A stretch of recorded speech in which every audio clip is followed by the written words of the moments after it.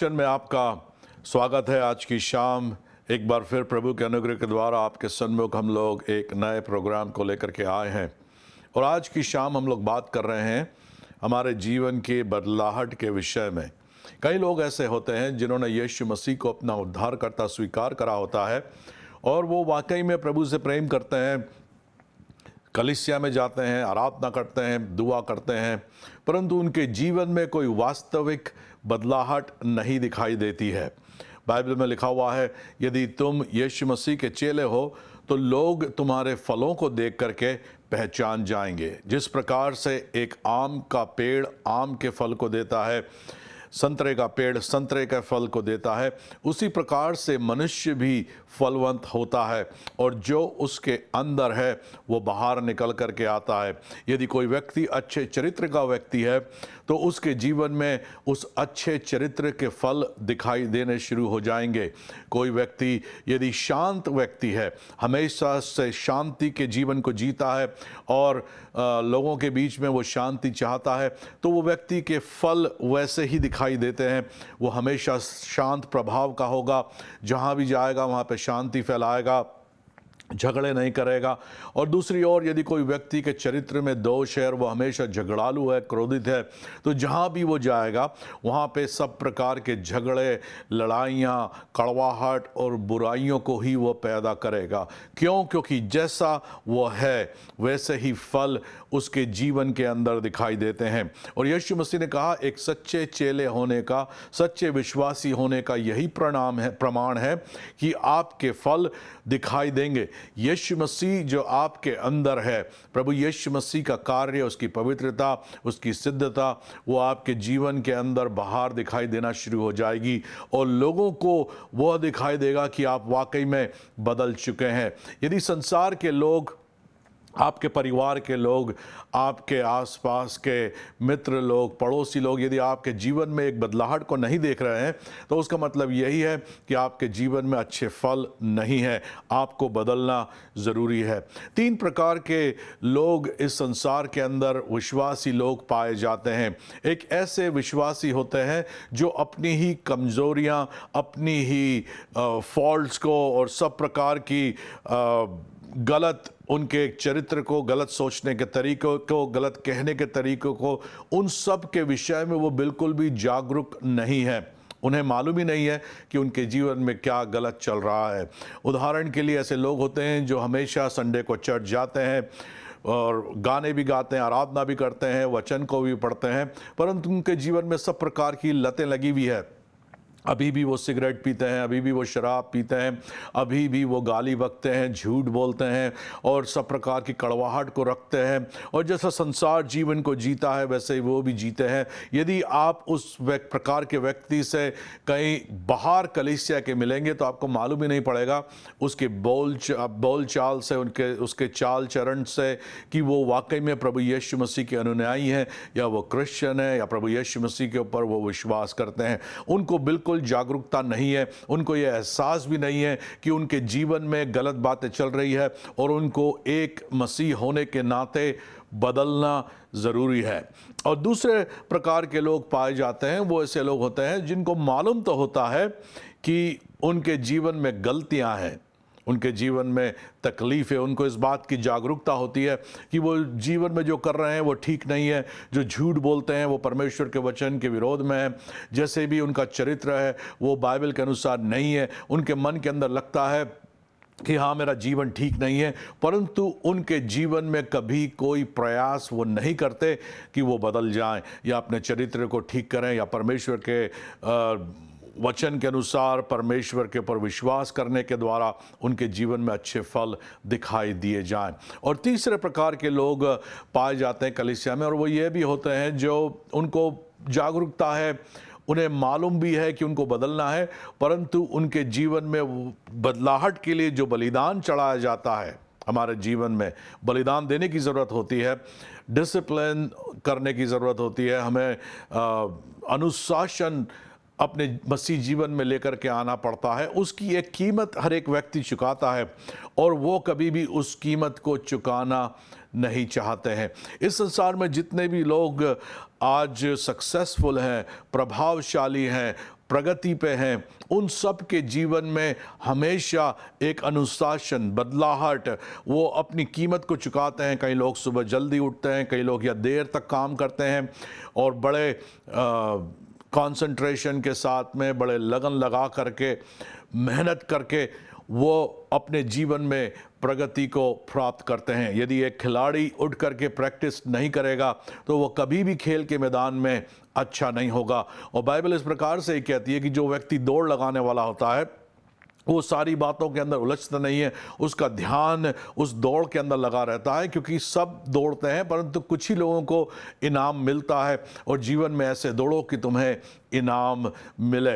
ये मैंने अपने उस वचन को संक्षेप में आपको मैंने समझाया है जो पत्री के अंदर लिखा हुआ है। तो इसलिए मसीह जीवन के अंदर भी हमें ना सिर्फ इस बात की जागरूकता रखनी है कि हमें लगातार अपने जीवन में बदलना है, परंतु हमें उस बदलने के लिए एक निर्णय को लेकर के कीमत भी चुकानी है कि कैसे हम लोग अपने जीवन में बदलाहट को लेकर के आए। परमेश्वर ने आपको इसलिए नहीं बुलाया कि आप एक छुपे हुए मसीह बन जाएं और बस जैसे भी तैसे करके स्वर्ग के अंदर हम लोग पहुंच जाएं, अनंत जीवन को प्राप्त करें।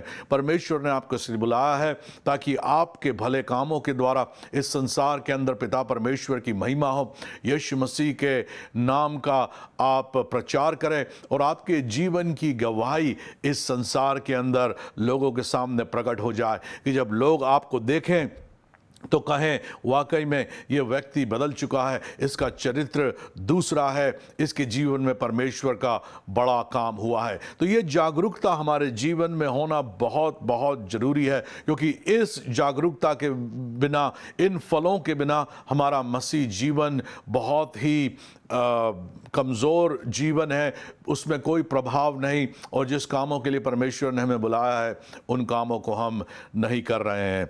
तो एक बदलाहट हमारे जीवन में आना बहुत ज़रूरी है। फिलिपियों उसका 2 अध्याय उसकी 12वीं और 13वीं आयत इस प्रकार से कहती है, सो हे मेरे प्यारों, जिस प्रकार तुम सदा से आज्ञा मानते आए हो वैसे ही अब भी न केवल मेरे साथ रहते हुए परंतु विशेष करके अब मेरे दूर रहने पर भी डरते और कांपते हुए अपने उद्धार का कार्य पूरा करते जाओ। तो परमेश्वर ने आपको बचा तो लिया है, परमेश्वर ने आपको अनंत जीवन दिया है, परंतु इस उद्धार के काम में जो काम क्या है, यीशु मसीह का क्रूस पर चढ़ाया जाना और तीसरे दिन मुर्दों में से जी उठना और आपका विश्वास करा जाना, ये उद्धार का काम है। और ये एक शुरुआत है, क्योंकि इसके आगे जब आपने यीशु मसीह को अपना उद्धारकर्ता स्वीकार करा है, आपने उसके ऊपर विश्वास करा है, तो ये एक शुरुआत है। आगे परमेश्वर की कई और योजनाएं आपके जीवन के लिए है, परंतु जब तक आप बदलेंगे नहीं, जब तक आपके जीवन में एक अच्छा फल नहीं आएगा, आपका चरित्र नहीं बदलेगा, आपके विचार नहीं बदलेंगे, आपकी भाषा नहीं बदलेगी, आपके कार्य करने की शैली नहीं बदलेगी, तब तक वो उद्धार का काम पूरा नहीं होगा। आपके जीवन के अंदर परमेश्वर ने एक कार्य को रखा है, परमेश्वर की योजनाएं हैं, और वह योजनाएं लागू तभी होगी जब आपके जीवन में एक सच्चा बदलाव आएगा। मैं ये नहीं बात कर रहा हूँ स्वर्ग जाने की और इस नरक से बचने की, क्योंकि यदि आपने यीशु मसीह को अपना उद्धारकर्ता स्वीकार करा है तो आप स्वर्ग की ओर जा रहे हैं, परमेश्वर ने आपके पापों को क्षमा करा है। परंतु परमेश्वर ने आपको इस संसार में इसलिए नहीं रखा कि आप इस संसार के अंदर पूंछ बने, परंतु परमेश्वर का वचन कहता है वो आपको सिर बनाना चाहता है, आपको आशीष देना चाहता है और आपको आशीष का मूल बनाना चाहता है। परमेश्वर चाहता है कि आप इस जीवन के अंदर परमेश्वर के कामों को प्रकट करें और सब प्रकार से, सब बातों में सफलता को, प्रगति को और परमेश्वर के आशीषों के प्रभाव को सब जगहों पे, सब क्षेत्रों में देखना शुरू कर दें।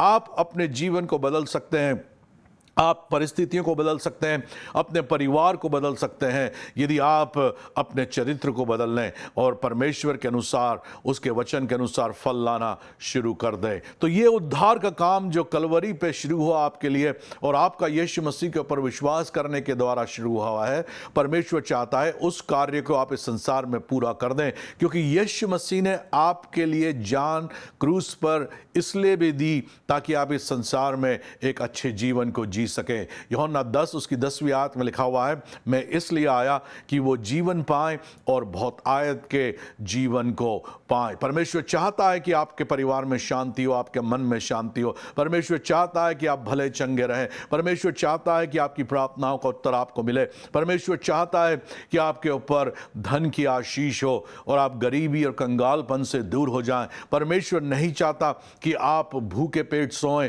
और फटे हुए कपड़ों को पहने और बड़ी मुश्किल से अपने घर के किराए को या घर को खरीदे। परमेश्वर चाहता है कि जिस प्रकार से इस संसारिक पिता अपने बच्चों के ऊपर दया करता है, वैसे ही आप उसकी आशीष, उसकी करुणा और उसकी दया को अपने जीवन के अंदर अनुभव करें। तो इस उद्धार के काम को करने के लिए बहुत जरूरी है कि हम परमेश्वर की आज्ञाओं को मानें। 13वीं आयत में लिखा हुआ है, फिलिपियों उसका 2 अध्याय उसकी 13वीं आयत में, क्योंकि परमेश्वर ही है जिसने अपनी सुइच्छा निमित्त तुम्हारे मन में इच्छा और काम दोनों बातें करने का प्रभाव डाला है। तो परमेश्वर क्या करता है? बाइबल कहती है परमेश्वर हमारे अंदर प्रभाव डालता है, हमारी अगुवाई करता है, ताकि उस परमेश्वर के निमित्त हमारे मन में उसकी इच्छा करने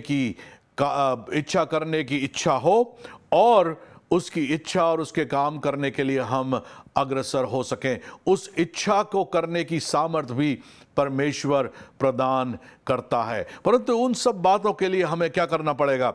उन सब बातों के लिए हमको जागरूक होना पड़ेगा कि ये सब परमेश्वर के कार्य हमारे जीवन में हो सकते हैं। परमेश्वर की इच्छा हमारे जीवन में पूरी हो सकती है। हम इस संसार में परमेश्वर के फलों को ला सकते हैं और इस संसार में एक आशीष बन सकते हैं।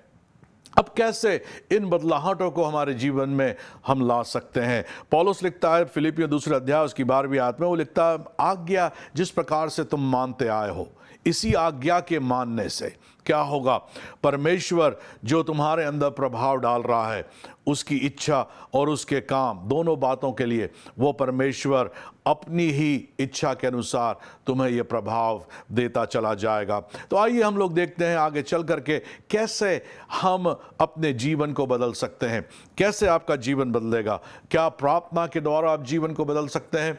प्रार्थना से कुछ बातें बदल सकती है। प्रार्थना क्या है? प्रार्थना आप परमेश्वर से बातचीत करते हैं, ये प्रार्थना है। क्या गाने गाने से हमारा जीवन बदल सकता है? जब हम गाने गाते हैं, आराधना करते हैं, तो हम परमेश्वर की स्तुति करते हैं। वो परमेश्वर को हम लोग एक जिस प्रकार से बलिदान चढ़ाया जाता है, उस प्रकार से हमारी आराधना परमेश्वर को चढ़ाई जाती है।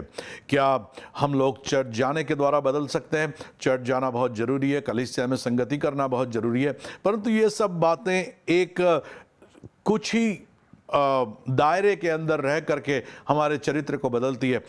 कैसे हम अपने चरित्र को बदलते हैं? चरित्र को बदलते हैं सबसे पहले हम लोग जागरूक हो करके कि हमें एक बदलाहट की ज़रूरत है। दूसरा, अब हमें अनुशासित होना है और परमेश्वर के वचन के द्वारा, उसकी आज्ञा को मानने के द्वारा हमारा चरित्र का निर्माण होता है। परमेश्वर का वचन हमारे चरित्र के निर्माण को करता है। तो आइए हम लोग देखते हैं अब कैसे परमेश्वर का वचन हमारे जीवन में बदलाहट लेकर के आता है। भजन संहिता 119 उसका 105वीं आयत इस प्रकार से लिखी है, तेरा वचन मेरे पाँव के लिए दीपक और मेरे मार्ग के लिए उजियाला है। तेरा वचन मेरे पाँव के लिए दीपक और मेरे मार्ग के लिए उजियाला है। ये हमारे घर के अंदर तख्ती के ऊपर लिखा हुआ और दीवार के ऊपर हमेशा टंगा रहता था कि तेरा वचन मेरे पाँव के लिए दीपक और मेरे मार्ग के लिए उजियाला है। कितना अद्भुत वचन है, क्योंकि बाइबल यह कहती है यदि आप अपने जीवन में बदलाहट लेना चाहते हैं कि सब बदल जाए, तो परमेश्वर का वचन आपके पाँव के लिए दीपक और आपके मार्ग के लिए उजियाला होना चाहिए। इसका मतलब क्या होता है? इसका मतलब यही होता है कि जो निर्णय आप जीवन में ले रहे हैं वो बाइबल के अनुसार हो। क्या वो परमेश्वर की इच्छा के अनुसार है?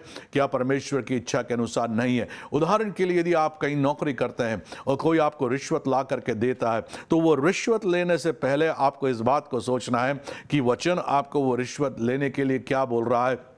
आपके विषय में क्या बोल रहा है और उस रिश्वत के विषय में क्या बोल रहा है। बाइबल कहती है कि तू घूस मत लेना, बाइबल चोरी करने को मना करती है। तो ये सब बातें, वचन यदि आपके जीवन में दीपक और आपके मार्ग के लिए उजियाला है, तो आप अपने निर्णय, जिस रास्ते आप जा रहे हैं उसका निर्णय बाइबल के अनुसार आप लेंगे। कोई यदि किसी का बुरा करने जा रहा है तो क्या आप उसके साथ चले जा रहे हैं? कोई झूठ बोल रहा है तो क्या आप भी झूठ बोल रहे हैं? कोई अफवाह उड़ा रहा है तो क्या आप भी अफवाह उड़ा रहे हैं? ये सब बातें कहां से मिलेगी?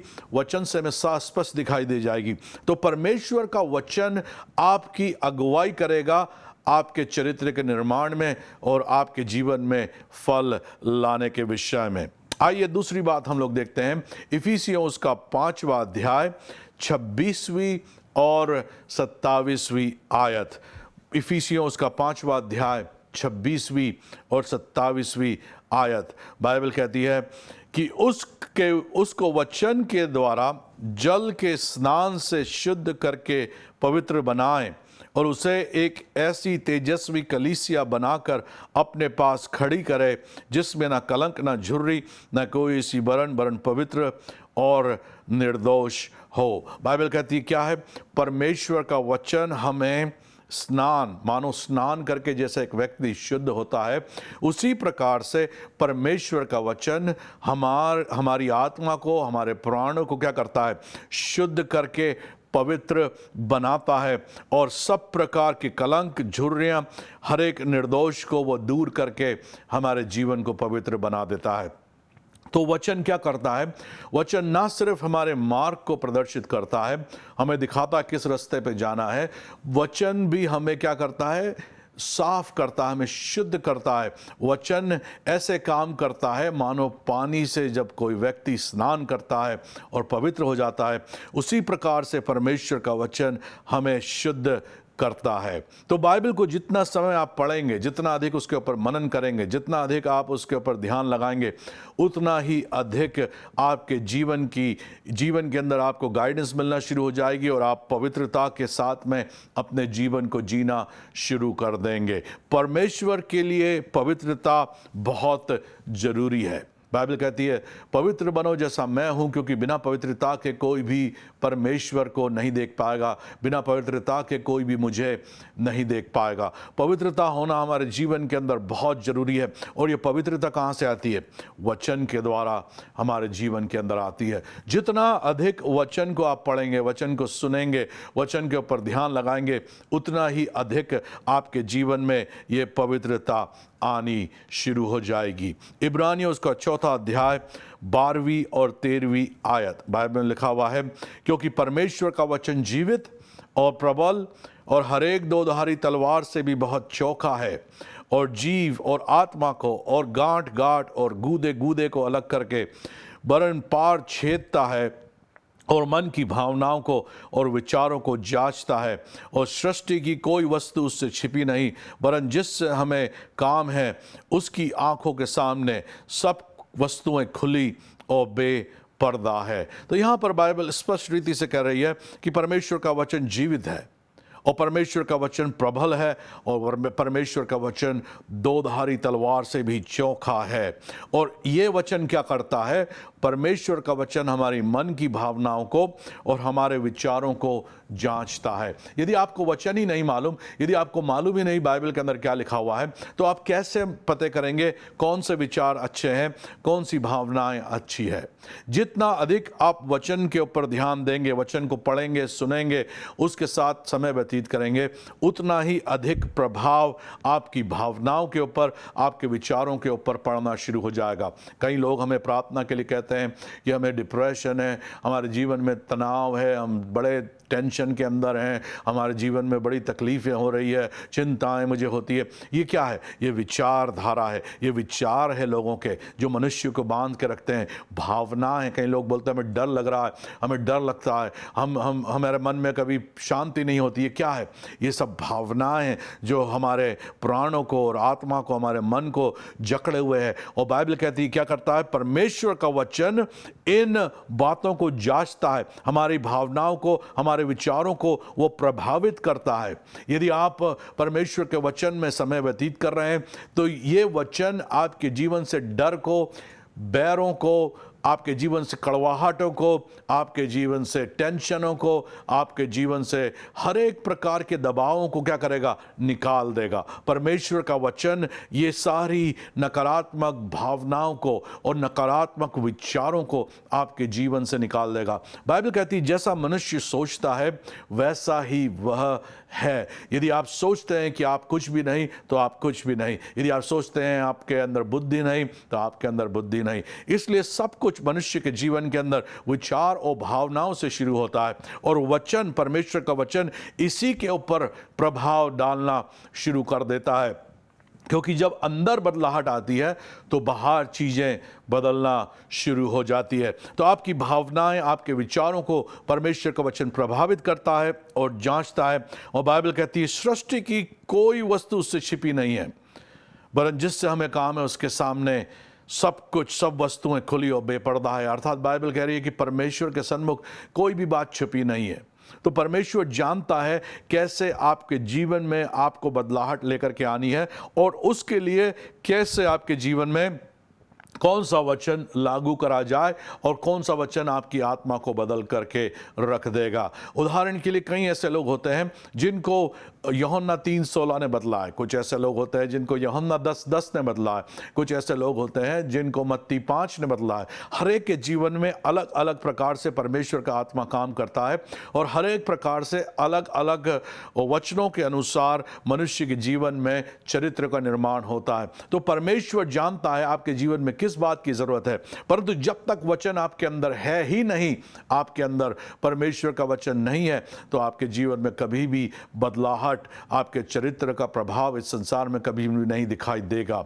इसीलिए वचन बहुत जरूरी है, क्योंकि यही वचन हमें कन्विक्ट करेगा। यदि हम कोई गलती कर रहे हैं, हमारे जीवन में कुछ गलत हम कदम उठाने जा रहे हैं, तो वचन हमें बोलेगा, वचन, परमेश्वर का वचन हमें सिखाएगा ये नहीं करना है, ऐसी भावनाओं को नहीं रखना, ऐसे विचारों को हमें नहीं रखना है। दूसरा तीमुथियुस उसका 3 अध्याय 16वीं और 17वीं आयत में इस प्रकार से लिखा हुआ है, हर एक पवित्र शास्त्र परमेश्वर की प्रेरणा से रचा गया है और उपदेश और समझाने और सुधारने और धर्म की शिक्षा के लिए लाभदायक है। तो परमेश्वर का हर एक वचन क्या है?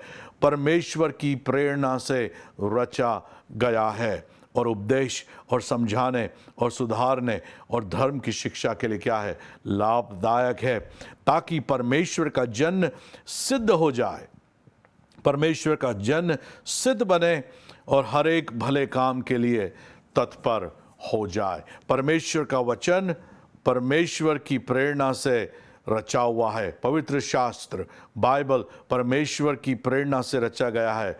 वो हमें उपदेश देने के लिए, शिक्षा देने के लिए, समझाने के लिए, सुधारने के लिए, यही चरित्र का निर्माण हमें सुधारने के लिए, जागरूकता लेकर के आने के लिए और उस बदलाहट के लिए जो हमें जरूरी है मसीह जीवन के अंदर, वो बताने के लिए हमारे लिए लाभदायक है, ताकि हम सिद्ध बने। बाइबल में लिखा हुआ है कि हमें सिद्ध बनना है। जैसा परमेश्वर सिद्ध है, जैसा यीशु मसीह सिद्ध है, वैसे हमें भी सिद्ध बनने की कोशिश करनी है और हर एक भले काम के लिए हम तत्पर हो जाए। भले काम हमारे जीवन में तब तक नहीं होंगे जब तक कि परमेश्वर का वचन हमारे चरित्र का निर्माण नहीं करेगा, जब तक कि हम परमेश्वर की आज्ञाओं को समझेंगे नहीं, उसको अपने जीवन में लागू नहीं करेंगे, तब तक हमारे जीवन बदलेंगे नहीं, हम सुधरेंगे नहीं, हमारे धर्म की शिक्षा कोई लाभ की नहीं होगी, जब तक कि परमेश्वर का वचन हमारे जीवन में कार्यरत नहीं होता है। तो इसलिए बहुत जरूरी है ताकि परमेश्वर की वचन के द्वारा पूरे वचन को हम लोग पढ़ें। बाइबल एक अनोखी पुस्तक है। बाइबल की जैसा कोई और पुस्तक इस संसार में नहीं है। 66 पुस्तक बाइबल के अंदर मिला करके एक बाइबल बनाई जाती है। बाइबल का मतलब होता है एक लाइब्रेरी, उसके अंदर 66 पुस्तक है और इन पुस्तकों को अलग अलग लोगों ने परमेश्वर की प्रेरणा के द्वारा, परमेश्वर के आत्मा के द्वारा लिखा है। एक व्यक्ति ने नहीं लिखा, कई इसके लिखने वाले कई समयों के अंदर वो कई हजार साल के गैप के अंदर ये पुस्तकें लिखी गई, परमेश्वर के वचन के द्वारा, परमेश्वर की आत्मा के द्वारा वचन लिखे गए, परंतु वो सब मिल करके बाइबल बनाती है। और एक लिखने वाला जो परमेश्वर की प्रेरणा से लिख रहा था और दूसरा लिखने वाला जो परमेश्वर की प्रेरणा से लिख रहा था, उसको, इस बात को आप देख सकते हैं कि वो आपस में एक दूसरे के विरोध में नहीं है। वो एक बड़ी यात्रा को दर्शाते हैं, जिसका यात्रा शुरुआत हुई अदन की वाटिका में, जहां पर मनुष्य ने पाप किया और परमेश्वर की महिमा से वो ग्रसित हो गया। और हम लोग गॉस्पल्स में आते हैं, सुसमाचार में आते हैं, वहाँ पे यीशु मसीह कैसे मनुष्य के उद्धार के लिए इस संसार के अंदर आया और फिर कलीसिया का युग शुरू हुआ, चर्च का युग शुरू हुआ। परमेश्वर ने कैसे अपने कलीसिया की स्थापना करी और प्रकाशित वाक्य में जाकर के उसका अंत होता है। और वहाँ पे देखते हैं कैसे यीशु मसीह संसार में वापस आने वाला है और इस संसार के अंदर किस प्रकार से न्याय होगा। ये पुस्तकें, 16 पुस्तकें जो परमेश्वर की आत्मा ने लिखवाई अपने भविष्यवक्ताओं के द्वारा, अपने सेवकों के द्वारा, ये 16 पुस्तक आपस में कभी भी कॉन्ट्रडिक्ट नहीं करती, एक साथ जुड़ी हुई है और ये इतने टाइम गैप के अंदर लिखी हुई है। इसीलिए हम कहते हैं उसका कोई एक व्यक्ति लिखने वाला नहीं है, जिसको परमेश्वर ने कहा और उस व्यक्ति ने मत्ती से प्रकाशित वाक्य लिख दिया।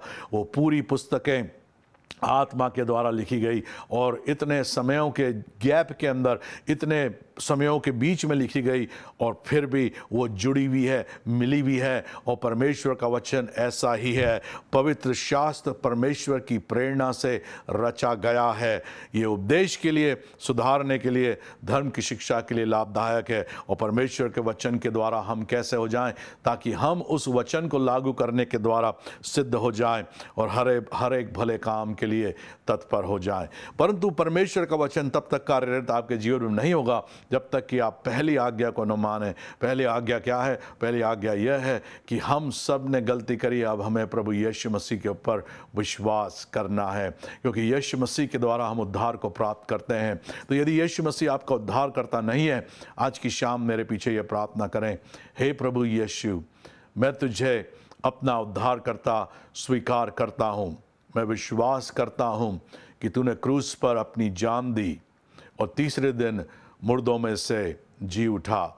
मैं विश्वास करता हूँ कि तू मेरा प्रभु है और यही मेरा अंगीकार है। मुझे अपने पवित्र आत्मा से भर दे, यीशु के नाम से, आमीन। मैं आपके लिए अभी प्रार्थना करता हूँ प्रभु यीशु के नाम से। प्रभु आपको आशीष दे, आपको स्पर्श करे, उसका आत्मा इसी घड़ी आपको अपना अभिषेक दे, परमेश्वर की सामर्थ आपके ऊपर उतरे और प्रभु यीशु मसीह की सामर्थ के द्वारा जो भी आपकी ज़रूरत है वो आप इसी घड़ी प्राप्त करें, यीशु मसीह के नाम से, आमीन। प्रभु आपसे प्रेम करता है। हमारे साथ जुड़े रहें। अगले हफ्ते